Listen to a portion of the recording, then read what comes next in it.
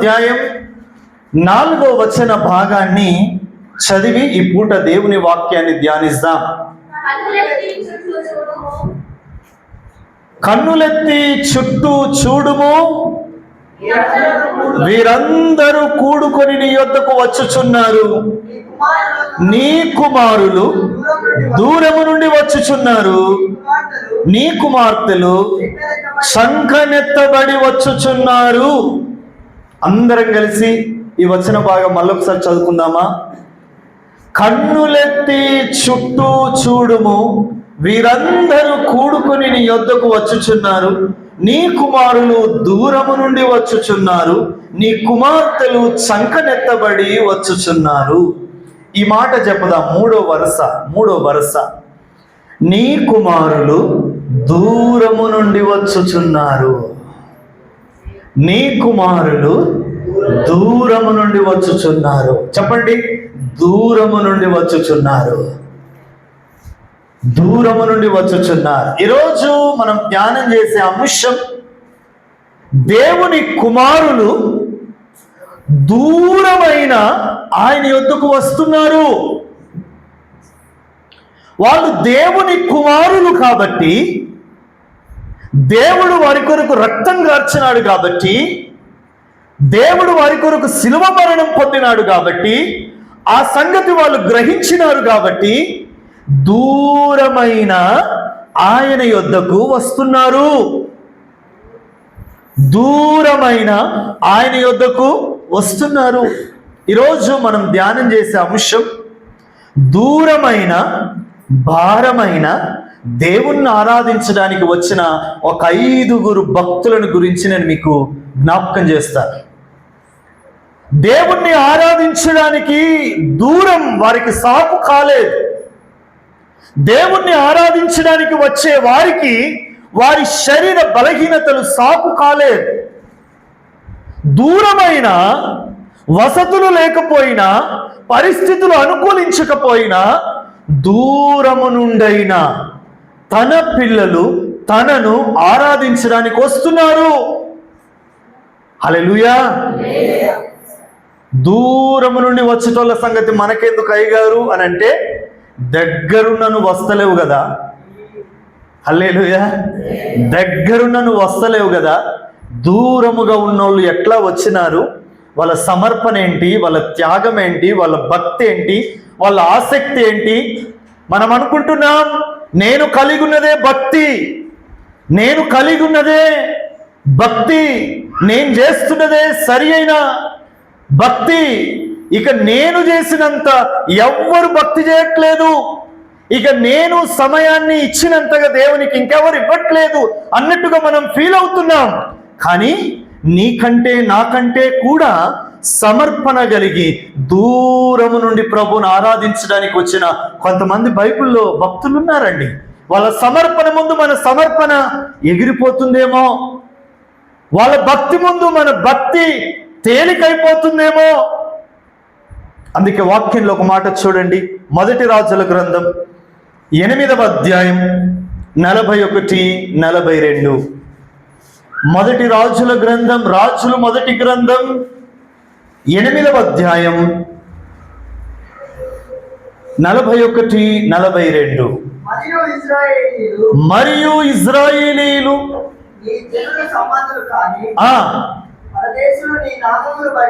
పరదేశులు నీ నామమును బట్టి ఏ దేశము నుండి? దూరము నుండి వచ్చి ఏం చేస్తున్నారట? నీ ఘనమైన నామమును బట్టి, నీ బాహుబలమును గూర్చి, నీవు చాపిన బాహువును గూర్చి, ప్రసిద్ధి గూర్చి. ఆమేన్. హల్లెలూయా. హలో అయ్యా, తన ప్రజలు దూర దేశము నుండి వచ్చి ఏం చేస్తున్నారట? సెల్ ఫోన్లతో ఆడుతున్నారా? దూర దేశము నుండి వచ్చి సంచులు ఎదురుతున్నారా? లేకపోతే దూర దేశము నుండి వచ్చి నిద్రపోతున్నారా? ఏం చేస్తున్నారు? దూర దేశము నుండి వచ్చి ఆయన బాహువును గూర్చి వింటున్నారు. ఆయన తన పితరులకు చూపించిన కృపను గూర్చి ధ్యానిస్తున్నారు. ఆయన విడిపించిన విధానాన్ని తలపోస్తున్నారు.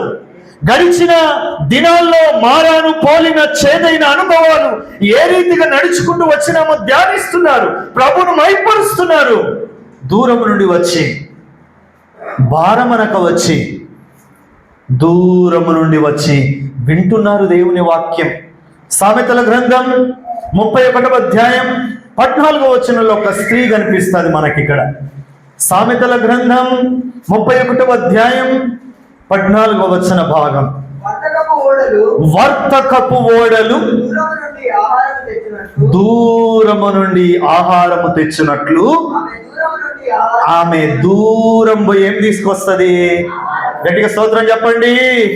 దూరదేశము వచ్చి ఆమె ఏం తీసుకుపోవడానికి వస్తుంది? దూరదేశం. ఆహారం ఏం చేయడానికి వస్తుంది? దూరదేశం. వినడానికి మార్చుకోవడానికి, చేర్చుకోవడానికి.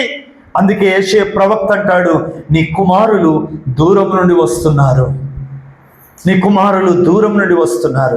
ప్రియులారా, ఈ పూట బైబిల్ గ్రంథంలో నుండి దూరము నుండి వచ్చిన ఒక 5 గుంపులు, 5 మంది భక్తులు ఏ సమర్పణతో వాళ్ళు ప్రభువుని ఆరాధించడానికి వచ్చారు, దూరం నుండి వచ్చి వాళ్ళు పొందుకొని పోయింది ఏంటి అని ఆలోచన చేసి ఒక 5గురి గురించి మనం ధ్యానం చేద్దాం. మొదటిది నేను చూపిస్తాను. మత్తయి సువార్త 2వ అధ్యాయం.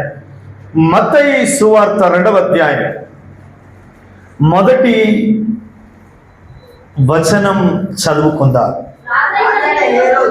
రాజైన హేరోదు దినముల యందు యూదా దేశపు బెత్లెహేము నుండి యేసు పుట్టిన పిమ్మట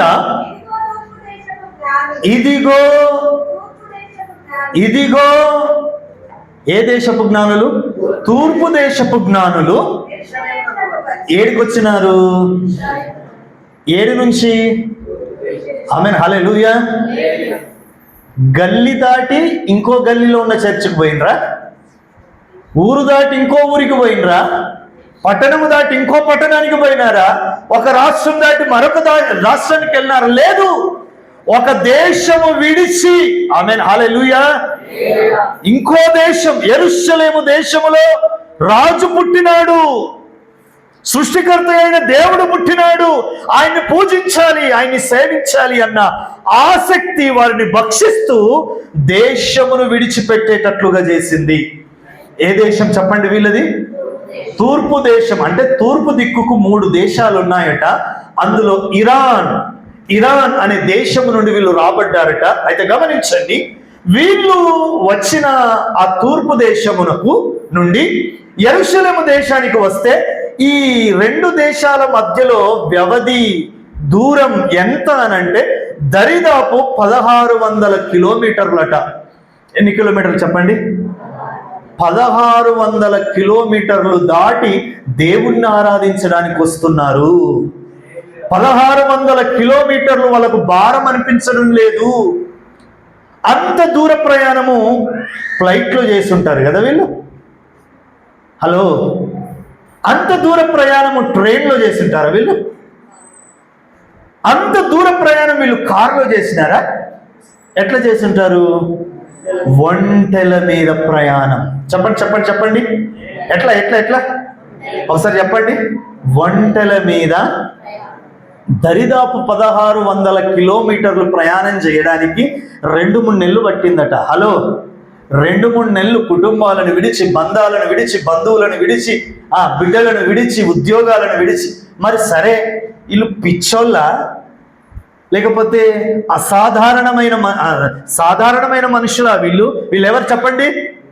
జ్ఞానులు, ఖగోళ శాస్త్రవేత్తలు. మరొకటి ఏంటంటే వీళ్ళు జ్యోతిష్కులు. వీరు సృష్టిలో ఉన్న ప్రతి భాగాన్ని చక్కగా పరికించే జ్ఞానం కలిగినటువంటి వాళ్ళు.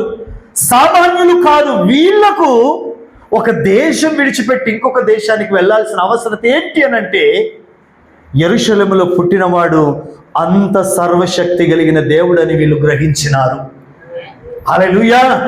యెరూషలేములో బెత్లెహేములో పశువుల పాకలో పుట్టిన ఆ దేవుణ్ణి ఆరాధించడానికి 1600 కిలోమీటర్లు దాటి ఒంటెల ప్రయాణం చేసుకుంటూ వచ్చినారు అని అంటే వీళ్ళు దేవునికి ఎంత భయపడుతున్నారో, దేవుడు అంటే వీళ్ళకి ఎంత భక్తో, దేవునికి వీళ్ళెంత లోబడుతున్నారో, దేవుని యందు వీరంత ఆసక్తి కలిగి ఉన్నారో దాన్ని బట్టి మనం అర్థం చేసుకోవచ్చు. హల్లెలూయా. ఇంత దూర ప్రయాణం చేసి ఇంత దూర ప్రయాణం చేసి వీళ్ళు పొందుకున్నది ఏంటి? యేసయ్యను కన్నులారా చూచినారు. గట్టిగా స్తోత్రం చెప్పండి. హల్లెలూయా. జ్ఞానుల విషయం బైబిల్ గ్రంథంలో లిఖితమైంది. వీళ్ళ ఆసక్తి, వీళ్ళ భక్తి, వీళ్ళ భారం ఇంత ఉందా అండి? మనకు 1600 కిలోమీటర్లు దాటినారు. 16 కిలోమీటర్లు దాటలేకపోతున్నాం. కిలోమీటర్లు ఇచ్చిపెట్టి 16 మీటర్లు దాటలేకపోతున్నాం.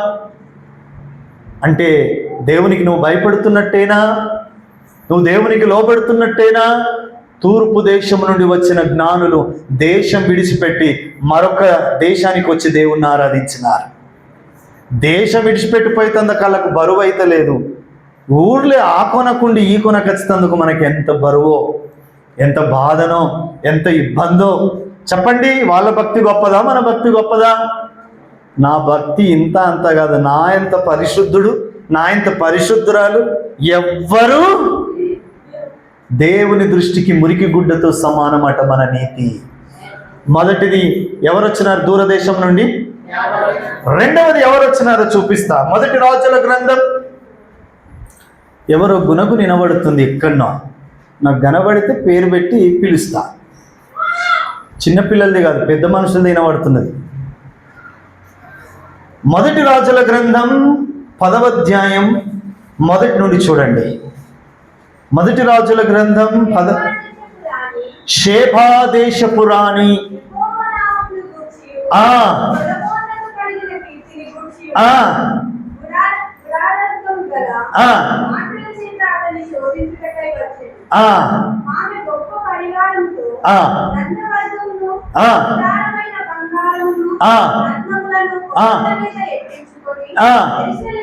ఏడికి వచ్చింది? ఏడికెళ్ళొచ్చింది? షేబా దేశం గురించి మన వాక్యం చెప్పిండా? షేబా దేశం రాణి గురించి చెప్పిన వాక్యం ఎంతమంది విన్నారు? ఒకసారి స్తోత్రం. షేబా దేశానికి ఇప్పుడున్న పేరు ఏంటని చెప్పిన ఎవరైనా చెప్పగలరా? ఇప్పుడున్న పేరు షేబా దేశం. ఒకప్పుడు అది షేబా దేశం అని పిలుచబడేది. ఇప్పుడు దాన్ని ఎమాన్ అనే దేశంగా, ఈరోజు యూట్యూబ్లో కొట్టి చూస్తే కూడా ఎమాన్ అనే కంట్రీ ఉంది. ఆ దేశము నుండి ఏ దేశానికి వచ్చిందట ఈమె? ఆమెను హల్లెలూయా. దేనికోసం వచ్చింది? దేనికోసం? దేవుణ్ణి ఆరాధించడానికి. దేవుడు సొలొమోనుకి ఇచ్చిన జ్ఞానాన్ని పరికించడానికి, దేవుని గొప్పతనం గురించి విచారించడానికి. అదంతా విచారించిన తర్వాత సొలొమోను రాజుతో అంటది, నీ దేవుడు స్తుతి నొందును గాక, నీ దేవుడు మహిమ పొందును గాక. అంటే ఈ రకంగా దేవుణ్ణి ఆరాధించడానికి షేబా దేశము నుండి, ఎమాన్ దేశము నుండి యెరూషలేమునకు, ప్రియులారా, ఈ షేబా దేశము నుండి యెరూషలేము దేశమునకు దరిదాపు 1250 కిలోమీటర్లు ఉంటుందట. ఎన్ని కిలోమీటర్లు చెప్పండి? 1250 కిలోమీటర్లు. హల్లెలూయా. ఈమె ఎవరండి? సామాన్యురాలా? ఇగో సామాన్యుడికి ఇట్లా ప్రయాణం చేస్తుంటే మనం ఏమనేటోళ్ళం తెలుసా? ఏమనేటోళ్ళం చెప్పండి? పిచ్చి ఉండాల భక్తి, కానీ మరీ ఎంత ఉండాలా అని హేళన చేస్తున్నాం. మరి ఈమె సామాన్యురాలు కాదు కదా, ఒక రాణి కదా, దేశాన్ని పరిపాలిస్తున్న ఒక రాణి. ఇంత ప్రయాసం ఎందుకు తీసుకోవాల్సి వచ్చింది? ఇంత భారం ఎందుకు తీసుకోవాల్సి వచ్చింది అని అంటే, నేను ఆరాధించడానికి వెళ్ళే దేవుడు, నేను స్తోత్రించే దేవుడు సామాన్యమైనటువంటి వాడు. ఆయన కొరకు ఈ భారము అది ఏమంత ఎక్కువేమీ. హల్లెలూయా. ఎన్ని వందల కిలోమీటర్లు అండి? దేని మీద ప్రయాణం చేసింది ఈమె? ఒంటెల మీద. లేడీ, రాణి, ఈమె సౌకర్యవంతమైన జీవితం, ఒంటెల మీద ప్రయాణం చేస్తే దరిదాపు 2 నెలలు పట్టిందట. 2 నెలలు ఈమె ఒంటెల మీద ఎంత ఇబ్బంది పడిపోవచ్చు. సౌకర్యం లేకున్నా, అసౌకర్యం ఉన్నా, ఇబ్బంది ఉన్నా ఎందుకు ఆ పట్టు విడవక వస్తుంది అని అంటే, నేను వెళ్ళాలంతే ఆయన కోసం, ఆయన ఆరాధించడానికి, ఆయన్ని సేవించడానికి. నేను తీసుకునే ఈ ఈ ఈ ఈ భారం అది ఏమంత ఎక్కువది కాదు. స్తోత్రం. షేబా దేశము నుండి రానొచ్చింది. 3వ వ్యక్తిని నేను మీకు పరిచయం చేస్తా. 3వ వ్యక్తిని చూపిస్తా. అక్కడే 2 రాజుల గ్రంథం 5వ అధ్యాయం 15వ వచన భాగం. 2 రాజుల గ్రంథం 5వ అధ్యాయం 15వ వచన భాగం. అప్పుడు అతడు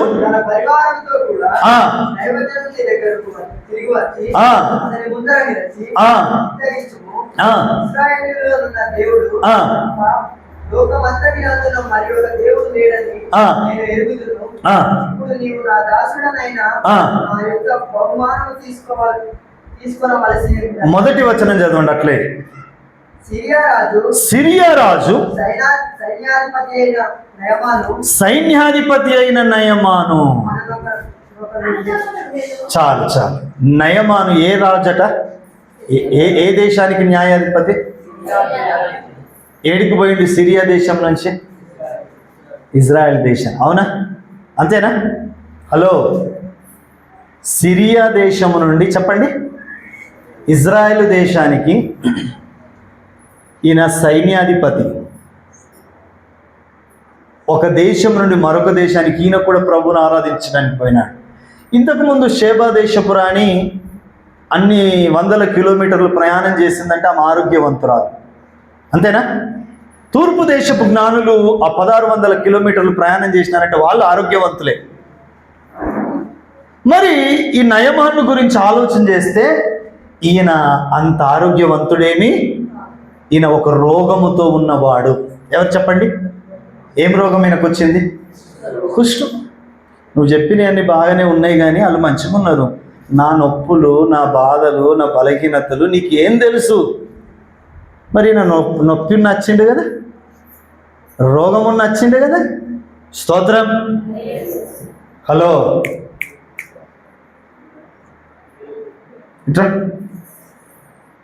ఇటుకురా. మీ 5గురిని కొడతా అల్లరి చేస్తే. హల్లెలూయా. రోగం ఉన్నప్పటికీ, బలహీనత ఉన్నప్పటికీ, అంటే దేవుణ్ణి ఆరాధించడానికి దూరమేమీ వీళ్ళకు సాకైతలేదు. అంత దూరం కదయ్యా అనిపిస్తలేదు. దేవుణ్ణి ఆరాధించడానికి వెళ్ళే వీళ్ళకు రోగమేమి అడ్డమైతలేదు. బాగలేను కదయ్యా, బాగున్నప్పుడు వచ్చినా కానీ ఇప్పుడు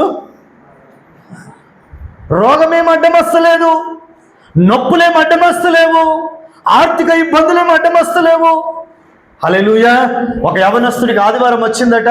మందిరానికి వెళ్ళాలనే ఆశ, తపన, కోరిక చాలా ఉంది, కానీ చేతిలో డబ్బులు లేవు. రెడవుతున్నాడు. భార్య అంది, ఎటుపోతావు? చర్చికి. పైసలు లేవు కదా, దేవుడు చూసుకుంటాడు. స్నానం చేసినాడు, కొత్త బట్టలు వేసుకున్నాడు. ఏడికి పోతావు? చర్చికి. పైసలు లేవు కదా, దేవుడు చూసుకుంటాడు. బైబిల్ పట్టుకున్నాడు, ఇంట్లోకి వెళ్తున్నాడు. పైసలు లేవు కదా, దేవుడు చూసుకుంటాడు. ఏదేమన్నా కానీ నేను ఆరాధించడానికి ఈయన దగ్గరున్న పేదరికం ఈయనకు అడ్డము రావట్లేదు. బస్టాండ్కి వచ్చినాడు, నిలబడ్డాడు. జేబులో పైసలు లేవు. బస్సు వచ్చింది, ఎక్కినాడు. పైసలు లేవు. సీట్ మీద కూర్చున్నాడు. వెనక సీట్లో కూర్చున్నాడు. కండక్టర్ ముందు నుండి టికెట్లు కొట్టుకుంటూ పోతుంది. వస్తుంది వస్తుంది. జేబులో పైసలు లేవు. పైసలు లేవు కానీ ఆశ ఉంది. ఏం ఆశ? దేవుణ్ణి ఆరాధించాలి, దేవుణ్ణి మహిమపరచాలి. పైసలు లేవు. పోతున్నాడు. కండక్టర్ ఇంకా దగ్గరికి వచ్చింది. దగ్గరికి వచ్చేంత లోపు మరొక స్టాప్ వచ్చింది. ఇంకొంతమంది భక్తులు ఎక్కినారు. ఆ భక్తుల్లో ఈయన ఫ్రెండ్ ఉన్నాడు. పాల్ వచ్చినావా? Very good. ఆయన చుమ్మడి కూర్చున్నాడు. నేను టికెట్ తీసుకుంటాను. ఈయన జేబులో పైసలు లేకున్నా, నాకు నేను టికెట్ తీసుకుంటా. వద్దు, నేను తీసుకుంటానని చెప్పి పాల్ అన్నాడు. ఇద్దరికి టికెట్ తీసుకున్నారు, కూర్చున్నారు. దేవా ఎంత గొప్పనివయ్యా, స్తోత్రం, హల్లెలూయా, హల్లెలూయా. ఆశ ఉంటే చాలు, మార్గాల అవిటంతటవి తెరవబడతాయి.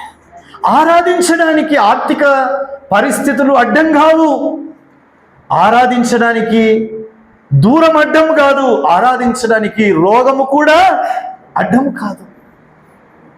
సిరియా దేశము నుండి యెరూషలేమునకు, అంటే ఎక్కువ పెద్ద లాంగ్ డిస్టెన్స్ ఏమి కాదు, 83 కిలోమీటర్ల దూరమే ఉంటుందట. దీనికి బార్డర్ లైన్లో ఉండేటట్టున్నారు వీళ్ళు. అయినా వాళ్ళు దేవుణ్ణి ఆరాధించడానికి వెళ్ళాలి. ఎంతమందికి చెప్పినాను ఇప్పటి వరకు? మొదటిది, తూర్పు దేశపు జ్ఞానులు దూరము నుండి ఆరాధించారు. రెండవది, షెబా దేశపు రాణి దూరము నుండి దేవుణ్ణి ఆరాధించడానికి వచ్చింది.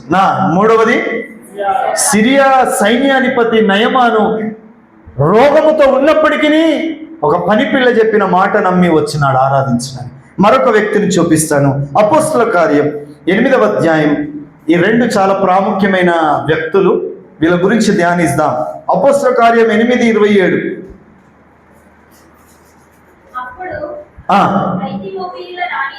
ఐథియోపియుల రాణి అయిన కందాకే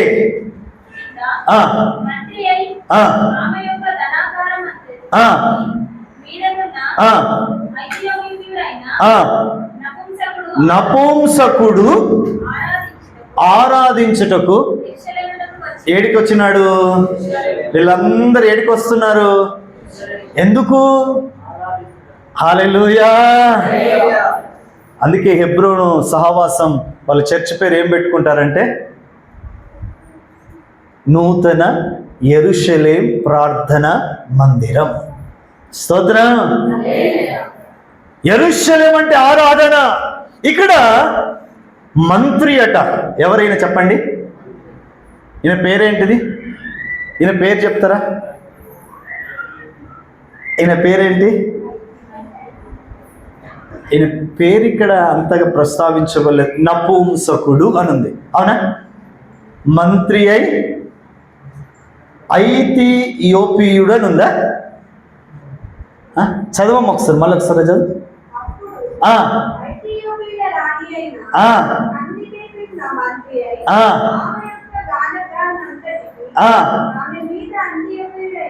అంతియోపియుడైనా ఎవరెవరు చెప్పండి? అంతియో అంటే దేశంని బట్టి పిలువబడతా ఉంది. ఆయన ఎవరైతే చెప్పండి? నపుంసకుడు.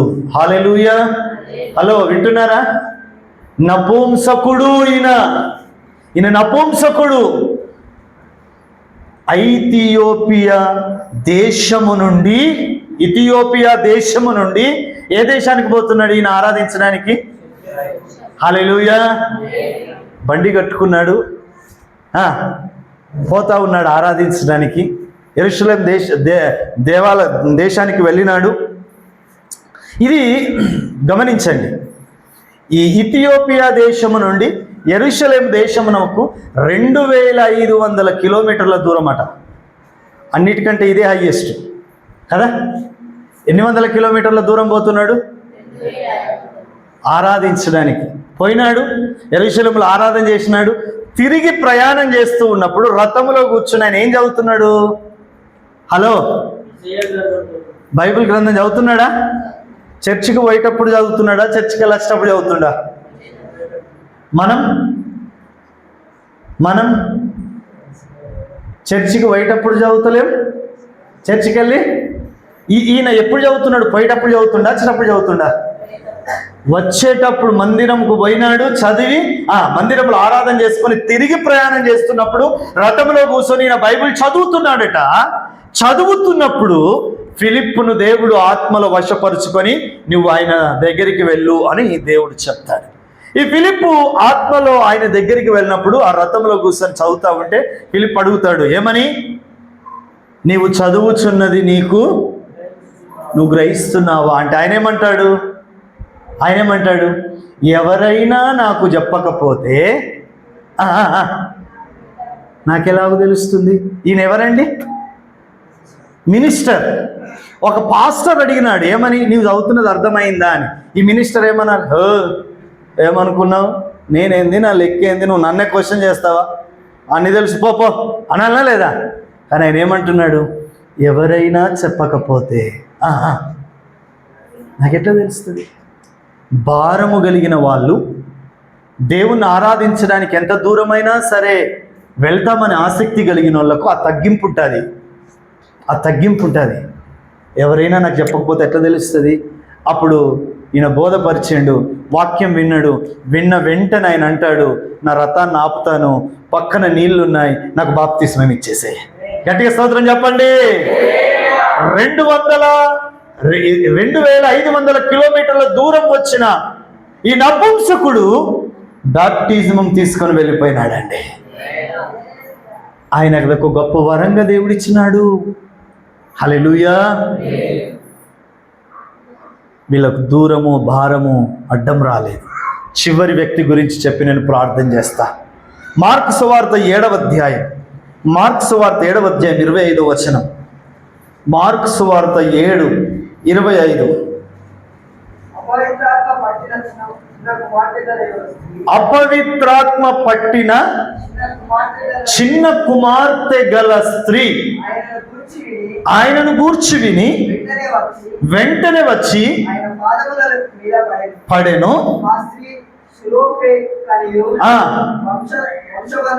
వంశమందు పుట్టిన ఏ దేశస్తురాలు? ఈమె పేరు ఇంకొకటి ఏం చెప్తారా? మనకు బాగా నోటెడ్, కనాను స్త్రీ. చెప్పండి ఎవరు? కనాను స్త్రీ. ఈమె బిడ్డకు దయ్యం పట్టిందట. యేసు ప్రభు దగ్గరికి తీసుకొని వచ్చింది. ఏడికి తీసుకొని వచ్చింది? గ్రీసు దేశము నుండి యెరూషలేముకు తీసుకొచ్చింది. ఎంత దూరమో తెలుసా? 1300 కిలోమీటర్లట. హల్లెలూయా. వినండి ఒకసారి. ఈమె బిడ్డకు ఏ రోగం వచ్చింది? నన్ను ఒకసారి చూడాలి అందరు. ఈమె బిడ్డకు ఏ రోగం వచ్చింది? దయ్యం పట్టింది. అవునా?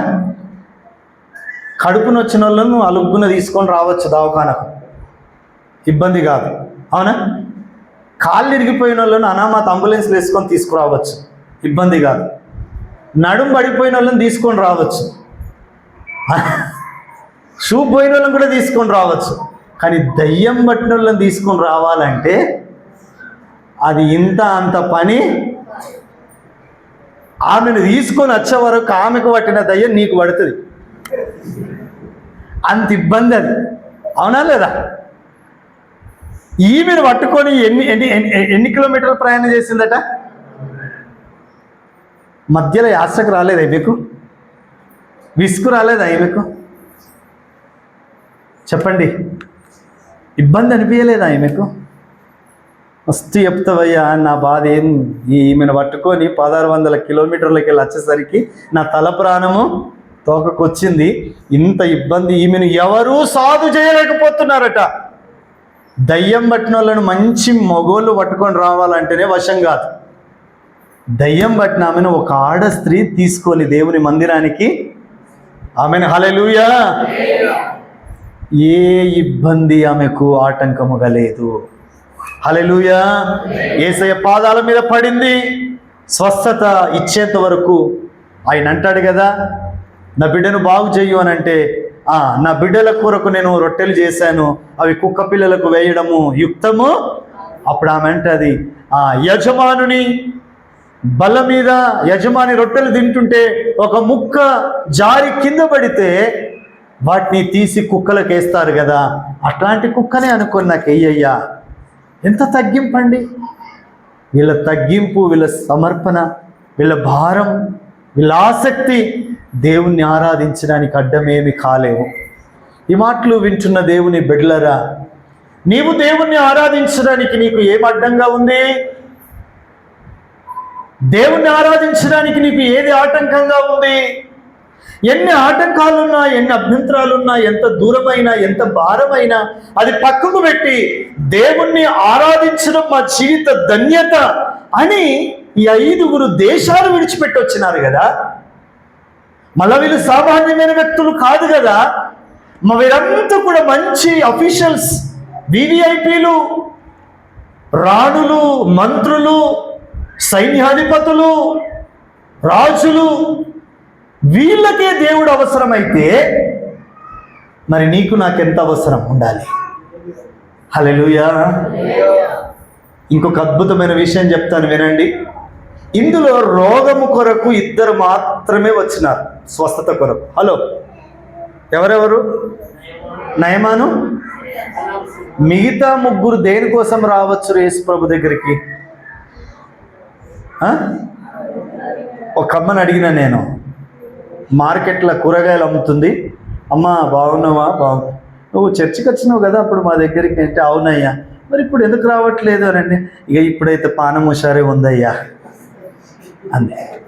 అంటే దాని అర్థం ఏంటిది? హుషారు లేకపోతే వస్తా, ఇప్పుడు హుషారు ఉంది కదా. అయితే నువ్వు వచ్చేటందుకు దేవుడు నిన్నేం చెయ్యాలి? అంతేనా? సరే, అంటే ఆమె ఉద్దేశమే కాదు, ఇక్కడ చాలామందికి అదే ఉద్దేశం. మంచిగా లేకపోతే పోదాం, అవసరం ఉంటే పోదాం, అక్కర ఉంటే పోదాం. మరి వీళ్ళకేం అవసరం ఉందని వచ్చినారు వీళ్ళు? రాణులు, జ్ఞానులు, వీళ్ళకేమి అవసరం ఉంది అంటే, వీళ్ళకేం అవసరమో తెలుసా? ఆశీర్వాదాలు కాదు, స్వస్థతలు కాదు, దీవెనలు కాదు, సృష్టికర్త అయిన దేవుడే వీళ్ళకి కావాలి. ఆయన కోసము దేశాలైనా దాటుతారు, ఆయన కోసము ఎన్ని భారాలైనా భరిస్తారు, ఆయన కోసము ఎంత అనుభవించాలో అనుభవిస్తారు. చిన్నది రాగానే అనేటోళ్ళు కాదు వీళ్ళు. ఆమేన్. వాళ్ళకు దేవుడు కావాలి, దేవుని సన్నిధి కావాలి, దేవుణ్ణి ఆరాధించడం కావాలి, వాక్యం కావాలి, దైవ సాన్నిధ్యం కావాలి. దీనికోసము ఒంటెల ప్రయాణమైన చేస్తారు. తిండి తిప్ప లేకున్నా ప్రభువు కోసం పరిగెత్తుతారు. ఎందుకు వీళ్ళకు ఇబ్బంది అనిపిస్తలేదు అని అంటే, మనము పాట పాడినాం కదా ఈరోజు, సర్వోన్నతుడా నీ సన్నిధిలో బలము పొంది వారెవరైనా చప్పట్లు బలము పొందిన వారెవరైనా అలసిపోలేదెన్నాడును, అలసిపోలే. హల్లెలూయా. అలసిపోలేదెన్నాడును, అలసిపోలే. హల్లెలూయా. ఎందుకు వీళ్ళు అలసిపోతలేరు? ఎందుకు వీళ్ళకు కోపం వస్తలేదు? ఎందుకు వీళ్ళకు విసుగు వస్తలేదు? ఒంటెల ప్రయాణం ఎందుకు ఇబ్బంది అవుతలేదు? సరి అయిన తిండి దొరకకపోతే ఎందుకు యాష్టకు వస్తలేదు? ఎందుకు వస్తలేదు? వీళ్ళు దేవుని సన్నిధిలో బలం పొందిన వారు, దేవుని శక్తిని అనుభవించిన వారు, దేవుణ్ణి అన్వేషిస్తున్న వారు, దేవుని కొరకు ప్రయాణం చేస్తున్న వారు. ఆమేన్. ఆరోగ్యాలు బాగలేకపోవచ్చు ఆ ప్రయాణంలో, శరీరం సహకరించకపోవచ్చు ఆ ప్రయాణంలో, ఆరోగ్యం సహకరించకపోవచ్చు, పరిస్థితులు సహకరించకపోవచ్చు, వాతావరణం సహకరించకపోవచ్చు, అయినా అలసిపోలేదండి వీళ్ళు. ఎందుకు అనంటే వీళ్ళకు దేవుడు కావాలి. ఆశ, తృష్ణ ఎంత దూరమైనా నడిపిస్తుంది. చెప్పండి, మనకుందా వీరిలో ఉన్న సమర్పణ? మనకుందా వీరిలో ఉన్న ఆసక్తి కొంతైనా? దేశాలు విడిచిపెట్టిపోయినారు కాబట్టి వాళ్ళ పేర్లు బైబిల్ గ్రంథంలో రాయబడ్డాయి. నీ కుమారులు ఎడికెళ్ళి వస్తున్నారు? ఎందుకు వస్తున్నారు? ఎందుకు వస్తున్నారు? వాక్యం వినడానికి వచ్చారు. ఎందుకు వస్తున్నారు? ఆహారం తీసుకుపోవడానికి వస్తున్నారు. ఎందుకు వచ్చారు? ఆరాధన చేయడానికి వచ్చారు. వాక్యం వినడానికి వచ్చారు, ఆహారం తీసుకుపోవడానికి వచ్చారు, ఆరాధన చేయడానికి. ఈరోజు నువ్వెందుకు వస్తున్నావు దేవుని మందిరానికి? ఏం తీసుకుపోతున్నావు? దూరం. ఒక అద్భుతం చెప్తానండి. మన మధ్యలోనికి జానకంపల్లి యాకోబు సరిత వచ్చినారు. యాకోబు వాళ్ళ నాన్న కిషనయ్య బాగలేడు. ఎంత భయంకరమైన పరిస్థితులు ఉన్నాడు అని అంటే, చావు బ్రతుకు మధ్యలో కొట్టుమిట్టాడుతున్నాడు. హాస్పిటల్కి తీసుకుపోతే ఈయన బ్రతకడని ఇంటికి పంపించేసినారు. అలాంటి క్లిష్ట పరిస్థితుల్లో కూడా వాళ్ళు ఈరోజు ఆరాధనకు వచ్చినారండి. నేను వాళ్ళను గొప్ప చేస్తూ మిమ్మల్ని తగ్గించడం లేదు. ఆ సమర్పణ మనకు రావాలా. ఆమెన్. పరిస్థితులు ఎట్లున్నా సరే ఆరాధించడానికి వెళితే అన్ని యెహోవా ఈరేగా ఆయన చూసుకుంటాడు. స్తోత్రం.